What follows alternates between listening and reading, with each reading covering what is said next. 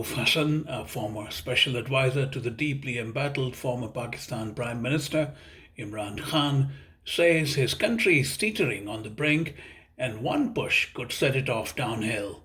Hasan, a well known political and security strategist, as well as the founder and chief executive of the Regional Peace Institute, paints a profoundly dire picture of a country in economic ruin and grave political morass in the aftermath of Imran Khan's arrest and the subsequent explosion of violent protests against the country's military and ruling establishment.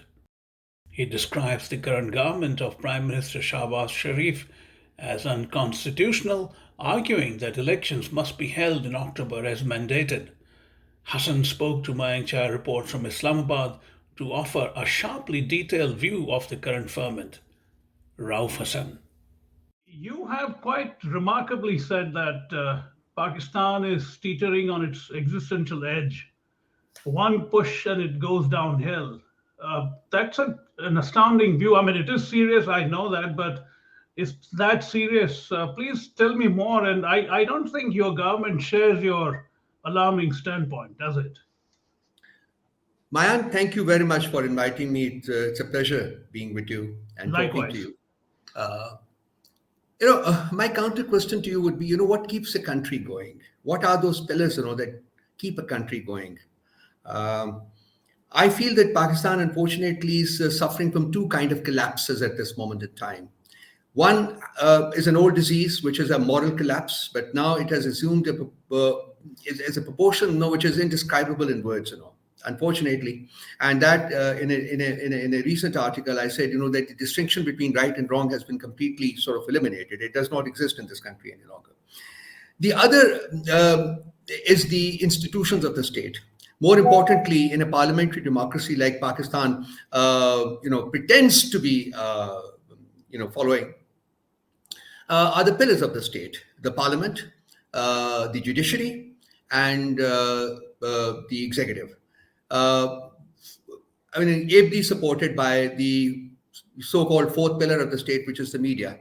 Now, you look at it from any perspective, whether you look at the moral collapse factor or you look at the institutional collapse in Pakistan. By the way, institutional collapse has actually been engineered in the current government's tenure. I'm sure you must be aware of it in the sense, that they have actually spurred a clash between the parliament and the judiciary. And at this moment in time, nothing that the judiciary orders is being implemented by the government of Pakistan. There's an open clash, basically. They are in defiance of the judiciary today, and consequently of the constitution. The basis on which they have kind of promoted this clash is that parliament is supreme, and it's such a silly thing that I don't even want to comment in it, because see, in a country which has a constitution, it is the constitution that is supreme. Everything else springs from the constitution. Parliament frames the constitution, judiciary interprets the constitution, executive executes constitution whenever there's a need to, something like that. But they have done it. They have spurred this clash because it suited them, because they did not want the judiciary to come to the rescue of Imran Khan, even if it were doing so within the domain of the law. So they had to spur this clash, so as to weaken it and ultimately to sideline it. And at this moment in time, it has not just weakened, it has actually been sidelined. So this is the reason I say that when a nation suffers from absolute total moral collapse and its institutions have failed to deliver on any count, and the military has had this opportunity or has made use of this opportunity to virtually take over the country, some people refer to it as an undeclared martial law, then I think the chances of the survival of the state diminish to an extent, that I would say that we are just teetering on the brink. And add to that the economic condition of the country, which has its own relevance and its own importance. We have, in a way, we have already defaulted. And now that IMF has kind of clearly indicated, that there's going to be no money coming this way, before the new budget is passed, and that too, if the government of Pakistan fulfills a certain conditions, most notably that it discusses the principal features of the would-be budget with the IMF and takes their prior approval. So, while money is not coming during this financial year, the chances of it coming even in the next financial year are very dim. Our closest allies, like Saudi Arabia and UAE, they have made their support conditional on our agreement with the IMF. China has continued to pour in some money, but there's a limit to what China can do. So, look at it from any perspective that you want to, Mayan. And we are literally on the brink. So I don't think, well, now the second part of your question that, the government would not agree with it. Yes, the government would not agree with it because the government is there. It is illegal in the sense, the federal government runs on account of a parliament which is truncated to about 55% of the number of members, because PTI is not there, and they would not allow the PTI members to come back to the parliament. The caretaker government in Punjab that was constituted to hold the elections, its tenure in the constitution is only 90 days. It is now into its 94th day. So it is an illegal government. The government in KP that was inducted, that too, its constitutional tenure is 90 days. It is, I think, tomorrow or day after, it is going to become illegal. So Pakistan is today being ruled by a federal government which is unconstitutional, and two provincial governments, Punjab and KP, which are illegal and unconstitutional. So, look at it from any perspective, Mayank. I mean, Yeah. we are a nation which is on the verge of total collapse. That brings me to a question which not a lot of people are. I don't think anyone has asked. I think perhaps the only guarantee, ironically, against a complete collapse is the world may be forced to intervene, given that Pakistan is a nuclear weapon state. And if it really falls apart, what happens to nuclear weapons? That could be the trigger point for, say, something like China or the US and others to get involved at some stage. Do you think there is a possibility of that kind? Well, it has been discussed very often. I think, there are indicators coming from outside the country also. But most importantly, I would say that our own government should be sensitive to this issue. We are a nuclear state on the brink of default and collapse, both.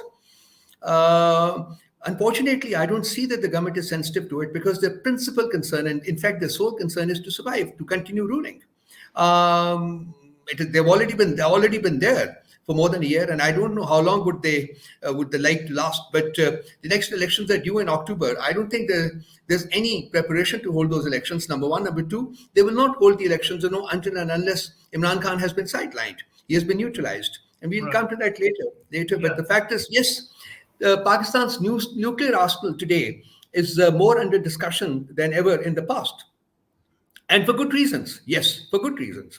A country which is finding it difficult to survive on its own. A country that is finding it difficult to survive with the help and aid of some bilateral support which is coming. I think that country should, the government, the world would be well within its right to raise a question about the safety of the nuclear weapons. So I think the responsibility, the onus rests on the government in Pakistan.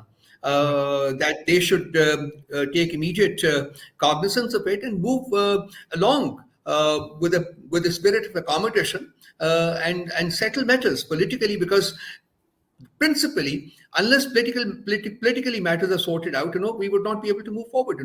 Right now we're stuck. We're just stuck. There are arrests. There are instances of torture, reports of torture. But there is no progress at all, because people are not willing to sit across the table and talk things out, with a spirit of mutual accommodation. Yes, the question that you've raised, sir, yes, it has immense relevance under the present circumstances. Absolutely. You and I are from a generation which would remember that, ironically, it was Zulfikar Ali Bhutto who had said that we would eat grass but still make nuclear weapons. Metaphorically, it's the economy being so completely ruined. It's amazing that you're staring at something like that now in Pakistan. And of course, there is a combination of factors at work, including the disaster caused by climate change and the massive flooding that we have seen. That's certainly a factor. But by and large, I think what Zulfikar Ali Bhutto had spoken of, it seems to be in our face now. Yeah, from what you are suggesting, that from the metaphorical, it has moved to the literal. Yes, I would tend to agree with it. Yes, at this moment in time, it may not be that we want to go hungry and eat grass because we want to maintain our nuclear weapons. Even otherwise, the state of the country, the economic state of the country is such, that, and the poverty, more and more people are falling below poverty line. At this moment in time, I think, about 50 to 55% people are below poverty line who cannot afford 2 meals a day. So, it's very dichotomous that, on the one hand, we are a nuclear state, and on the other hand, we find that we are unable to exist, without external support. And by the way, there's no long-term solution here, Mayank. We are now under a debt of about $125 billion. And what the IMF has raised this basic question, and why they're so inquisitive about what government of Pakistan would be doing in the next budget is because of the reason that they say, look, all right, we will give you this money, but how are you going to, let's say, do the next year and the year after that? Because basically there's no change of policy. There is no overhauling of our economic policy. We have Ishaq Dar Saab sitting there, and he pursues policies, which were possibly practiced about 3 to 4 decades ago, and which have become totally redundant and totally irrelevant at this moment in time. So even today, he says that if you had not delinked Pakistani rupee from dollar the way the previous government did, I would have still been able to control it. This is as far as he goes in his stupidity.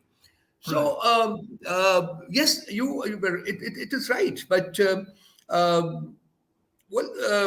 I think.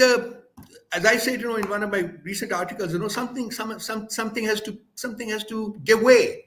Right. And I went on to say that I hope that it does not lead to a fragmentation of the country, because that's another issue that Pakistan suffers from. After these arrests and all that, the province of KP has really reacted, and province of KP has been one of the difficult provinces to control because of its proximity, next door to Afghanistan. And of course, Balochistan, the problems in Balochistan have always been there. But KP is also walking the track now because KP is a very devoted PTI province. PTI came into power by first coming into power in the KP province. And it is the only time that the KP province elected a party for second consecutive time, which is PTI. And if they hold elections today, which they should actually, we will possibly walk away with a 3/4 majority. So, Pakistan has fault lines, numerous fault lines. And I think economic fault line was the last thing that we should have asked for. But not only have we asked for it, we unfortunately are perpetuating it because we're not doing anything about it. See, there has to be structural changes brought about in the way we look at economy. You can't pursue the old order. You can't, say that, all right, we will keep borrowing. $125 billion. How in the world are you going to pay that money back? And next year it is going to be 135. Next year it is going to be 145, 50. So it's going to keep piling up. So there's no vision here.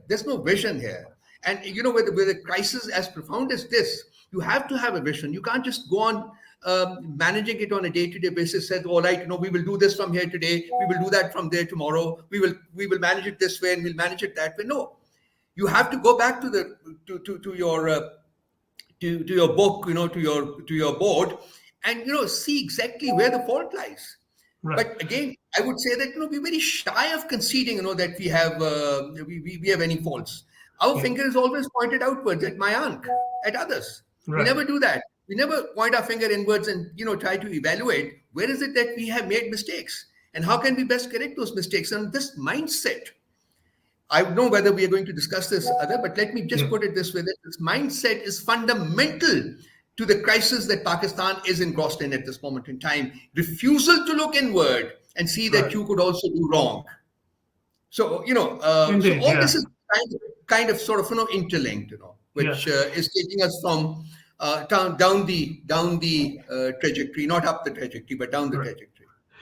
Beyond the immediate schadenfreude that a section of Indians feel and felt at the turn of events in Pakistan, do you think there is an opportunity for the Modi government to make a grand gesture here, look beyond the obvious problems? And if it were to do it, do you think Pakistan would accept it? Or you think we are not anywhere close to that? See, now you come to a subject which is very close to my heart, Mayank. That I deal with peace in the region. So I think I would love to see it. Yes, that would be statesmanship of the highest order. But if this government is an illegal and unconstitutional government, this is not the government, that will possibly even respond to it. So, this gesture, I wish it could come. And from a big brother like India, I think, it'll be a pleasant sight if at some point in time in the near future it does happen. But I think it will have to wait for the induction of a government with mandate. It's important. Now, whether we're going to have a government with mandate depends on whether we're going to hold elections in this country in the near future. The chances of that are very meager. I feel that there's talk of a national government, which they want to induct, for a period of 2 years, and then postpone elections, concentrate on economic recovery, and then possibly go for them. But I don't think that is going to work because we have a very restive population now.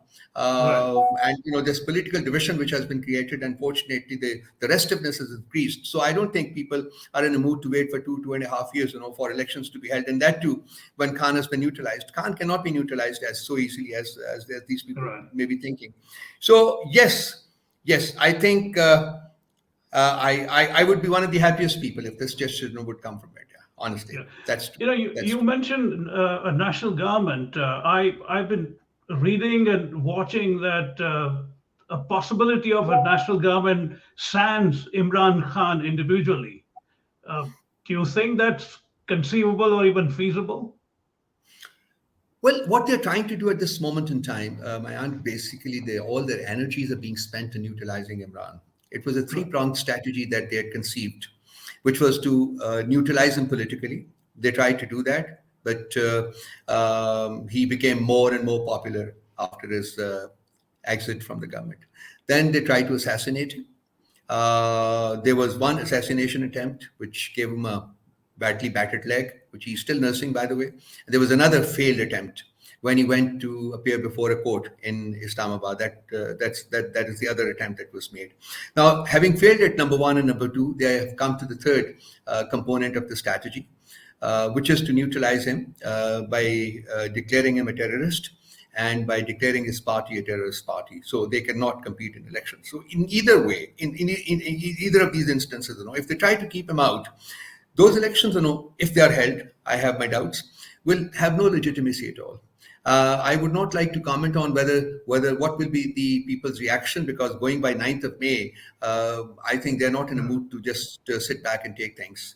But there's a controversy about whether it was actually done by PTI or there was a collusion among other forces across the divide, who actually made them do it, who laid the trap, and PTI, just walked straight into it. This I don't know whether this would ever, the truth would ever come to light, because in this country, even prime ministers have been assassinated and they've been hanged, but truth has never come to light. That is the other crisis, that we have suffered from. Truth is a commodity which is hated in this country, by people belonging to all echelons. I'm sorry, I'm making very strong statements, but that is the truth. That really, at this stage in my life, I've always spoken truth, but I think it's important to know that I speak it, with all the bitterness that it carries. So, these elections, number one, if they're held, they will have no legitimacy at all, and people's reaction can be quite appropriately predicted, but I can't say that, it will be violent also, although I've written about the fact that it could possibly become violent, which will then be uncontrollable, because they suffer from numerous crises. They're living, the prospect of their living has become so difficult now, that, they would not like, they would not sit back and take it. So this government, and, this is a typical military way of looking at things, that when you cannot tackle your opponents, you want to control, then, you just sidestep, and come up with something, that you feel can work. But times have changed, we're living through an age of social media where people are very aware. Khan has contributed in a major way to make people aware of their rights and everything else. And I don't think any of these stratagems are likely to work. I think elections will have to be held ultimately, but when, I can't say. Whether elections are held before a massive disaster strikes this country and they're forced to, or they see the massive disaster coming and they do it in order to avert the massive disaster. So I know wisdom would command that, that you should hold it now. And if Khan wins, let him rule. If others win, let them rule. Fine. But I feel that alongside other things, we have been very short on wisdom in the previous years. Yeah. Do you think the Sharif government can afford to leave this finish Imran Khan project incomplete at this stage? They're already in for a penny, in for a pound situation now. They cannot afford to just step back and say, let the political process play out as it might through an election. Do you think that's possible? Well, if they could do it, then they should have held elections in Punjab and KP. And so they are absolutely, I totally agree with you. No, they will not. They will not hold elections until and unless the Khan has been neutralized. Now they are passing through this third phase of their strategy, which is to neutralize him by implicating him in cases, more than 150 cases against him at this moment. They're implicating him and then having his party declared a terrorist party and him disqualified, for about 5 or 10 years time. So I think this is their plan. They will not hold elections until and unless he is out of the race. That is because they're afraid. They're still afraid that if he comes back, he will reverse all the decisions, all the changes that they made in the laws, which were self-serving, which were exclusively meant to free themselves, from the tentacles of accountability. So they are afraid that Khan is going to reverse all that, and they will once again be held up for all the corruption that they have indulged in the previous years. So they're not taking any chance. And at this moment, another crisis which has occurred, is that the establishment is totally with them, and I think if they want to do it, like they've done it now, they have the elections in Punjab are already delayed, elections in KP are already delayed, and that is unconstitutional. In spite of the judiciary's order passed, that election should be held on a specific date, the government has lived in defiance of the judiciary. So when we suffer from an institutional collapse of this kind and this magnitude, then I don't think they can even think in terms of holding elections anytime soon. Yeah, so that means the destruction of Imran Khan as a political force looks like a fait accompli.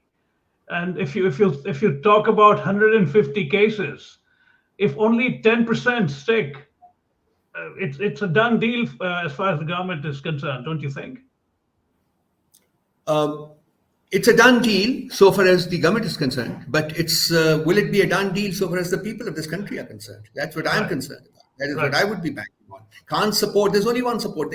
Never in the history of Pakistan has there been a leader who has stood all alone against the combined might of the political forces and the establishment. He's the first person, and I don't think there would ever be another one. So, and his only strength is people, his support among the rank and file of people, basically. So that is what he's banking on also.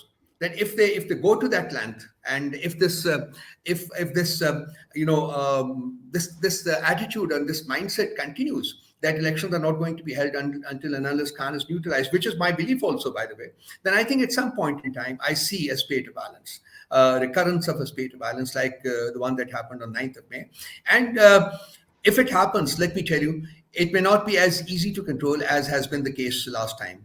And it has not been easy even this last time when it happened, because following it, about 5,000 people have been arrested. They're behind jails, and the top leadership of the entire top leadership of PTI is behind bars.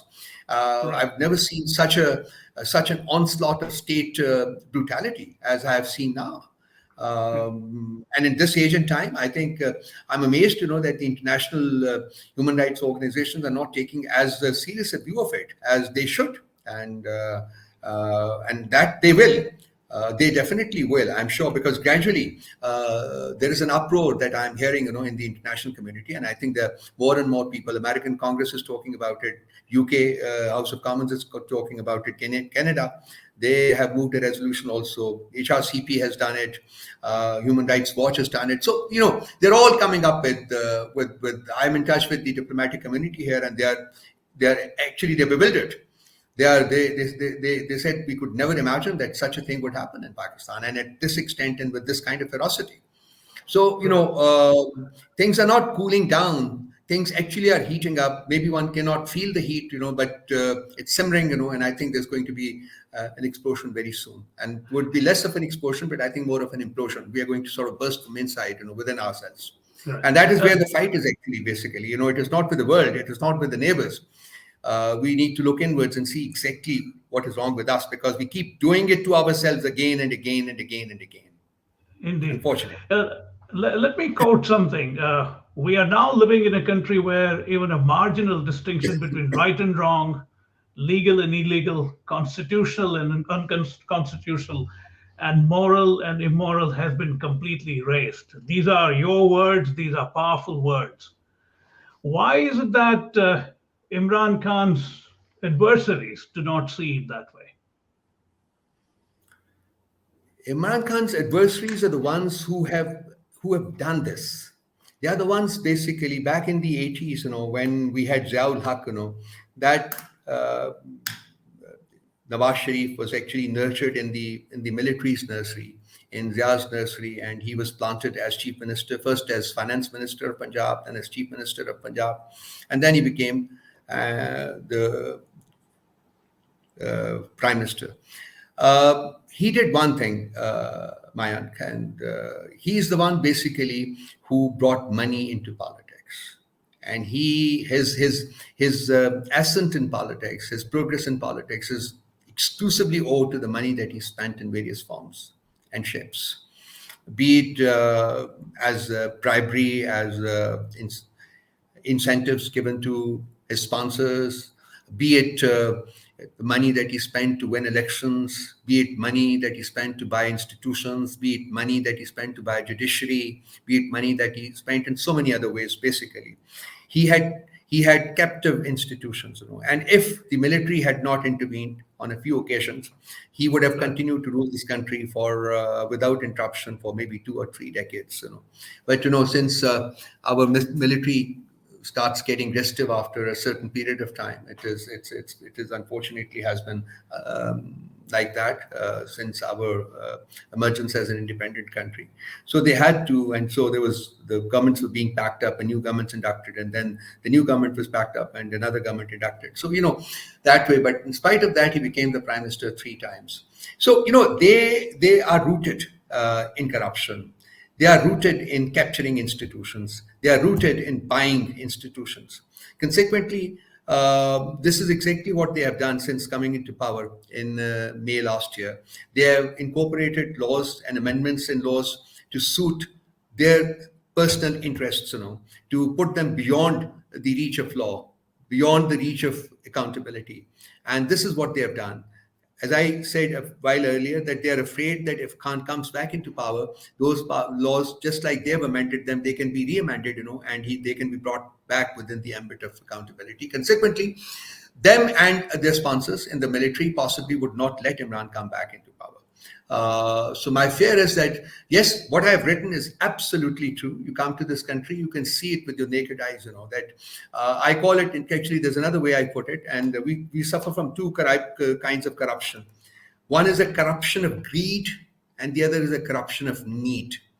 Greed is the corruption that the beneficiary elite of this country, which is about 1% or less, they suffer from. They are insatiable. They want their billions, and they want billions more, and they want billions more. Sharifs, Zardaris, and so many others, basically, and in the industrial sector and so many other sectors, they belong to that class. Basically, you've sucked the blood of the people, sucked the blood of this country, and have fattened their personal resources and reservoirs wherever they are, and mostly they're not in this country. And the corruption of need is what the rest of the 99% people suffer from. You are going by the wayside, and there is this fruit vendor, for example, and you ask for, let's say, a kilo of apples, and he would when he's handing them over to you, and if there are, let's say, 6 apples that you should get, for a kilo, he would try his level best to give you 5, and you don't look at it, basically, and that is based on need. Because basically he has to go back home and feed his 4 or 5 or 6 or 7 children, and his mother and father and his wife and other people. So this is Pakistan state, and it is my firm faith that there is virtually nobody who does not suffer from either of the two kinds of corruptions. Maybe there are just a few people.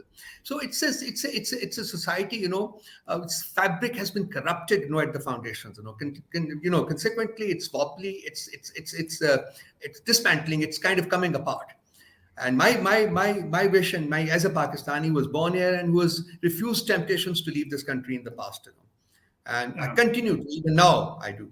But I feel that, in the process, it doesn't fragment. The chances are there, as I said, there are fault lines. There's a fault line in Balochistan, fault line in KP. There is an economic fault line. There is so many other fault lines, basically. And we're adding to the fault lines. Rather than remedying the fault lines, we unfortunately are adding to the fault lines. Right. I would come to the foundational question in a bit, but you spoke of Nawaz Sharif having been nurtured in the military nursery. I mean, there are those who say that early on, even Mr. Khan was sort of a protege of the military establishment. And then things went south, and now we are where we are.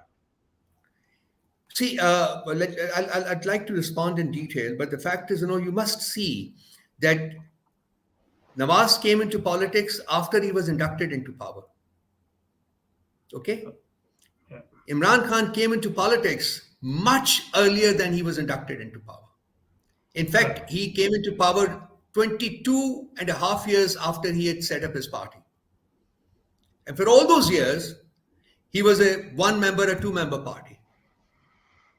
And when in 2013 elections, he was at the peak of his popularity. That is when the elections were rigged by the powers that be to bring back Nawaz Sharif. After that, people generally talk about the fact, that he became the darling of the military, and that he was helped into election. But let's not forget the fact that Khan has always been he's been a charismatic and popular person in this country for almost 50 years. As a sportsman, as a philanthropist, I'm a cancer survivor, and I know exactly the contribution that Shaukat Khanum Cancer Hospital has made. Then, of course, the Naval University and now Al-Qadir University, which has now been, they're trying to make controversial. But all these things they did out of politics. As a citizen of Pakistan, as a philanthropist, he did not make any money from the state by occupying positions of power, and then investing them in such other things, which is what few others who have done some philanthropic work, they have done. So his track record is that for about 21 years of PTI, there were just a couple of seats in the parliament, and that's all.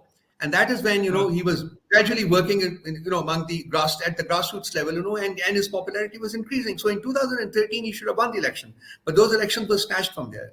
2018 elections, my contention is, and I've done some research on this also together with a couple of other friends, we were deprived of about 34 seats.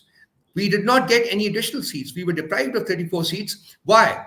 Because he was running away with the election.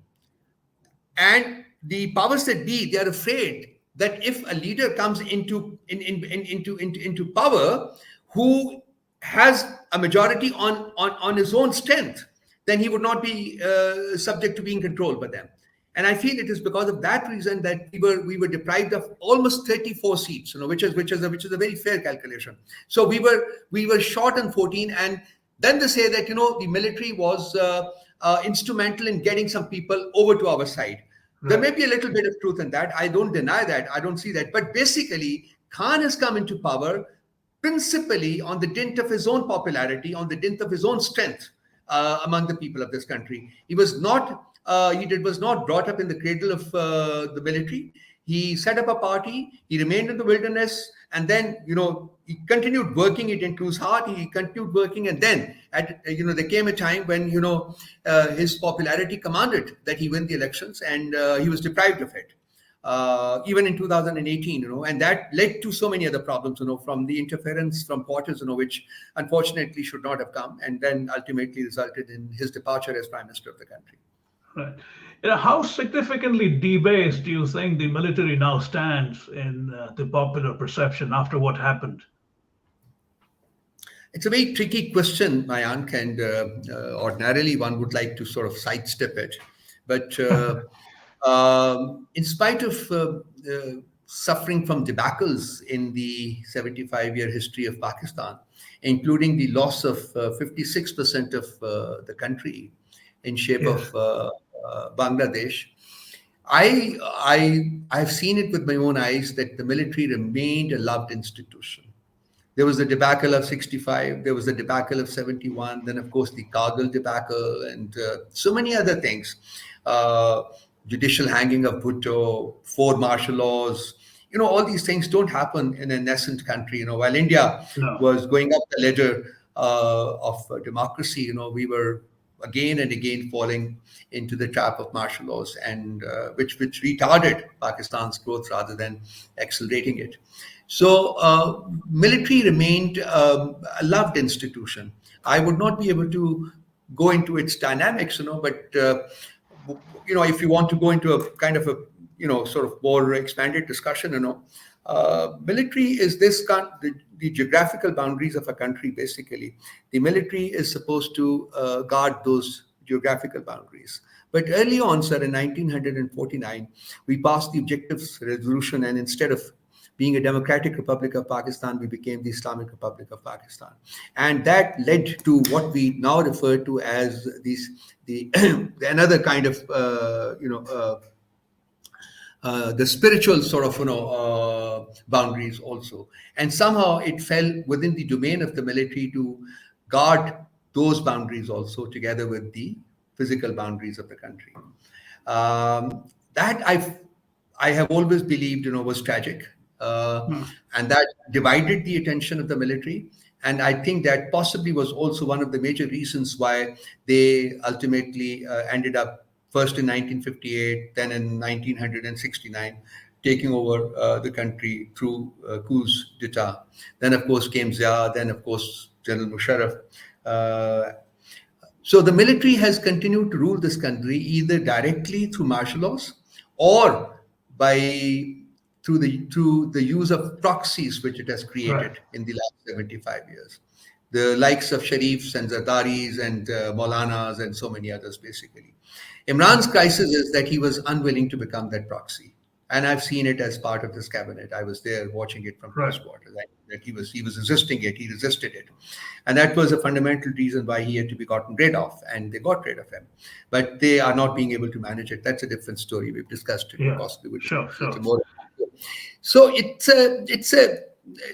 no, he's not a military protege. And I don't think there's a world of difference between him and the others. While he has given to this country, he has given it renown, he has given it hospitals, he's given it colleges, universities. He's kind of up Pakistan's name in the international appraisal and all that. Others have taken from this country. Others have only taken from this country, and they have taken from this country by exploiting the positions of power that they were put in. They did not deserve those positions of power. They did not win those positions of power. They were put into those positions of power, which they exploited, to fill up their personal coffers, wherever they are. So there's a huge difference, and I think people confuse it. There's a huge difference between all the rest of them on one side and Khan on the other. He's a man of. I've known him for a very long time. He's a man of a different metal, Mayank. He has. We all have our limitations. We all have our limitations. Sure, indeed. Of course, he made mistakes. But he's a man of different metal. He's not corrupt. No. Yeah. You briefly touched upon what I would call foundational malignancy, the way Pakistan has evolved as a state. Do you think that can be remedied now, or it's too late? Because after 75 years, if this is the state of affairs, what is the way out now? As I was telling you before we started recording, that once you start using religion as an instrument of state policy, then it begins to dig in, and it keeps digging in. If you read the history of Christianity, for example, I'm sure you must know much better than I do. How many centuries did they take to weaken the hold of church to its present position, sir? It's almost 750 years. 750 years. Right. Even if we start doing it, of which people I mean, people would sort of, hold me for blasphemy if I sort of, sit across and talk about it. No. So they haven't started thinking about it. But even if they were to start thinking about it, sir, it's not something that can happen in days or weeks or months or years. It will take Right. decades, centuries possibly. And I think the trend in Pakistan, the bent of mind in Pakistan is such, that we're perpetuating religion. We're not trying to Right. weaken its soul. We're not. So it's a possibility that I think is almost non-existent at this moment. I see. Just last couple of things. One is, of course, about the allegations, the main allegations about the Al-Qadir University trust case.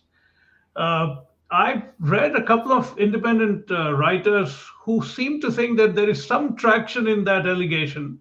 What is your sense? Because it's being said that it cost $239 million to the national exchequer. What is the exact situation now? Uh, See, Ras Malik is a corrupt person, and it's a universal truth, so to say. I would say dealing with him was a mistake I in see. any aspect. So that is one thing that I would like to state at the beginning of it. There's no corruption in the Al-Qadir University, in the university thing, basically. The UK's National Crime Agency, NCA, through its Asset Recovery Unit, ARU, actually wanted to transfer some money that they felt had been laundered into the UK. Right. That money amounted to about 147, 48 billion dollars, Okay. pounds. Yeah. So it was an out-of-court settlement between the UK government and Riaz Malik, Bahria Town, and that money was ultimately transferred, and which is still lying in the account of the Supreme Court of Pakistan. That's another story which I can sort of share Right. with you. This was an out of court settlement, and when the government of UK wanted to transfer that money to Pakistan, they took it up with the government of Pakistan. Then Khan was in power; he was the prime minister basically, and they said that we are willing to transfer this money to Pakistan if you promise that it will remain confidential, and and it has the approval of the government of Pakistan, and you give it to us in writing that the matter will remain confidential. Now, the government of Pakistan had two options. One is that it should go along, with the proposal that the government of the UK has made, and two, that it fights the case in the courts of law in the UK. Now, Right. ordinarily, a case like that takes about 6 to 7, 8, 9 years, to come to fruition, and it costs a lot of money, basically. And the history of Pakistan is that we wasted billions of dollars on fighting these cases, each one of which we have lost. So the government of Pakistan thought better of it. They said, all right, we will get an approval from the cabinet and we will get that money. And that money, that approval from cabinet was secured, and that money was transferred, which is still lying in the account of the Supreme Court of Pakistan. That is one side of the story, right? So the other option, we did not exercise because we said we should not wait for 6, 7 years, and we should not think in terms of spending money because we don't have much money to spend. Uh, this university thing, Al-Qadir University thing, it basically is a trust. Now, Ras Malik has donated about 450 canals of land to this trust. This trust, there are trustees. Now, the property that he has donated to the trust remains his property. This is, if you read the laws of the Yeah. trust, basically, it remains his property. And the trustees, of which Mrs. Khan is also a trustee, their job is to ensure that the money is spent for the purpose it has been given, or Right. the land is utilized for building the building or whatever, basically, it is.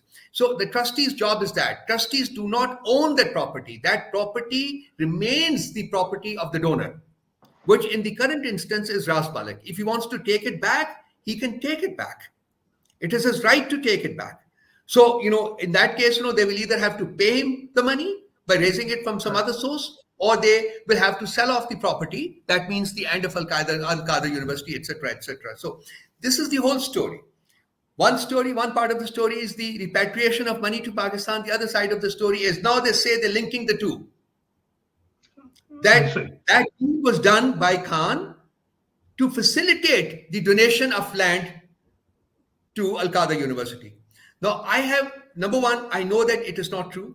because I was part of it when I was part of the government. Number two, even if it were true, let me put it this way, even if it were true, number one, Khan did not take even a penny of the money that was transported to Pakistan. It is lying in the account of the Supreme Court of Pakistan. Two, Right. this is a trust of which Khan is not a beneficiary.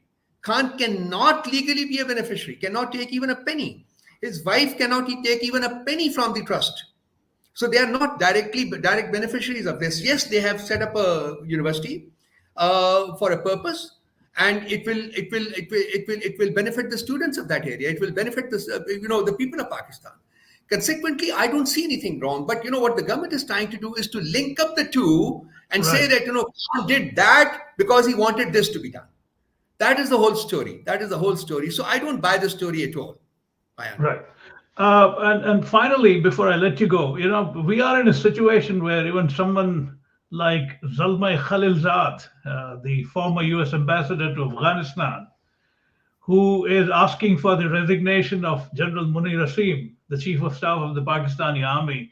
This is a stunning suggestion coming from an Afghan American. We all know what happened to Afghanistan. I mean, it's in a complete mess even now. How do you look at something like this? I was quite struck by what he has said.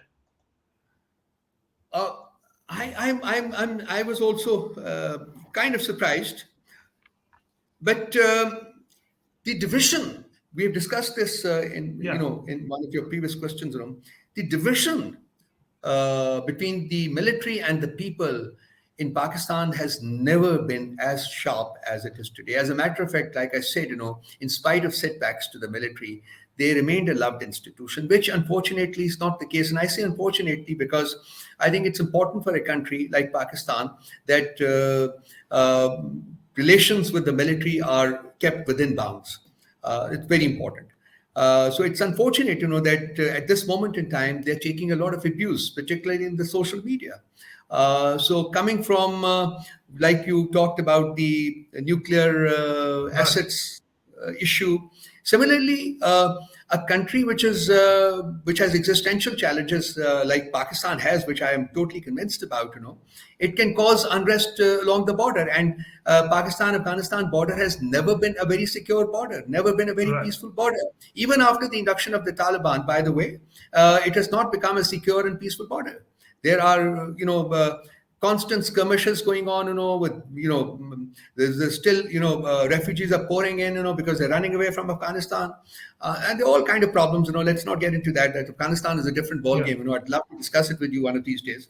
So, for him to make a statement of that kind means, I would like to establish some linkage, between him and the American establishment. I would say that, maybe he could not have made the statement, without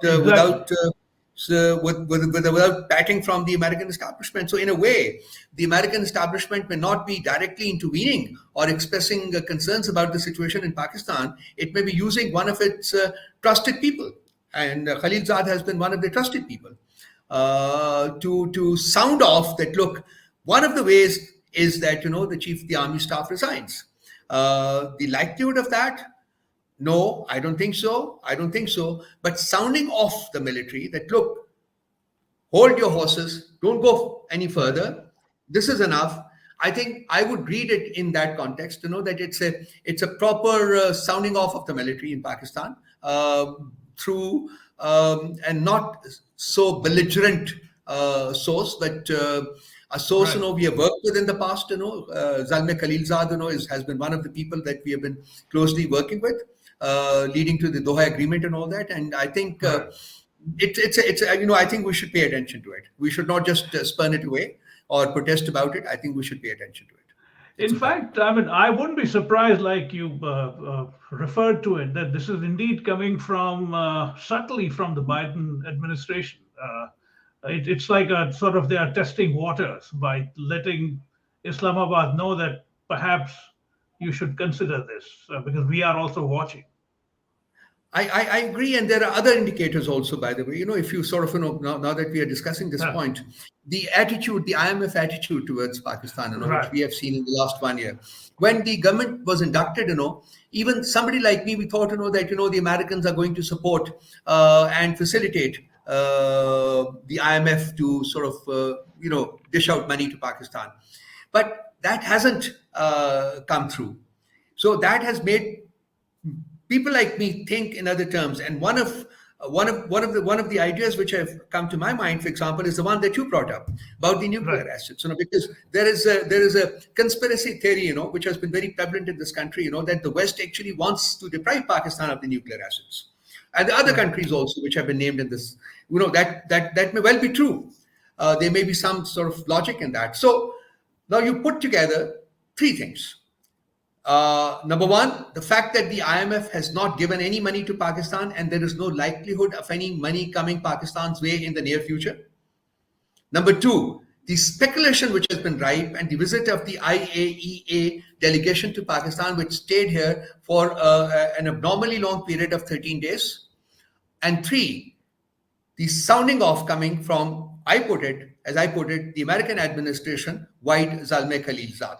So no money, the sounding off, and Right. the talk about the safety or otherwise of Pakistan's nuclear assets. So you have the story. Right. And to conclude, does does China see an opening here for it to make even deeper inroads into Pakistan? Loaded question, huh? Yeah, yeah, it Yes. is. Yeah.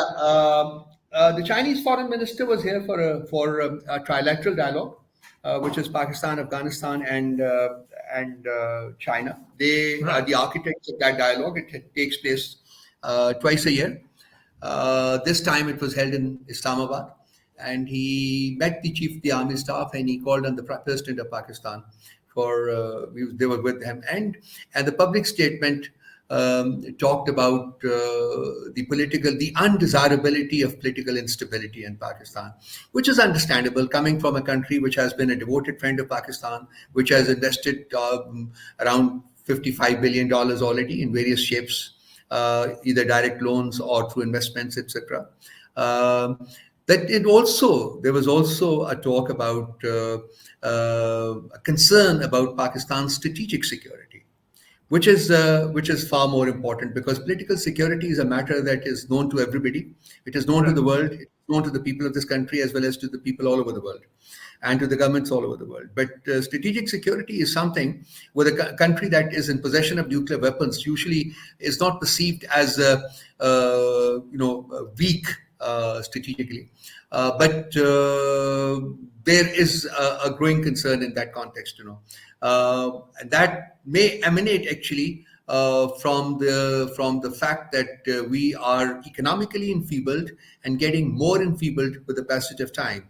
So that again, takes me back to Right. that triangle that I have enacted. Basically, no money, sounding off, and talk of the safety or otherwise of nuclear assets of Pakistan. So it makes a story here also that even our friends basically are not without their concern. Now that may be for a positive cause, while some maybe not for so much of positive cause, but they are also concerned. They want political instability to end in this country as soon as possible, and they want that strategic sort of realignment should also take place. Now, whether they are looking for gains out of that, it's very difficult for me to conjecture at this moment in time. But Yeah. I think the kind of investment they have made in Pakistan, and the manner and the staunchness with which they have supported Pakistan through thick and thin, I think I would say that if a concern is coming from them, then Pakistan should take it very, very seriously.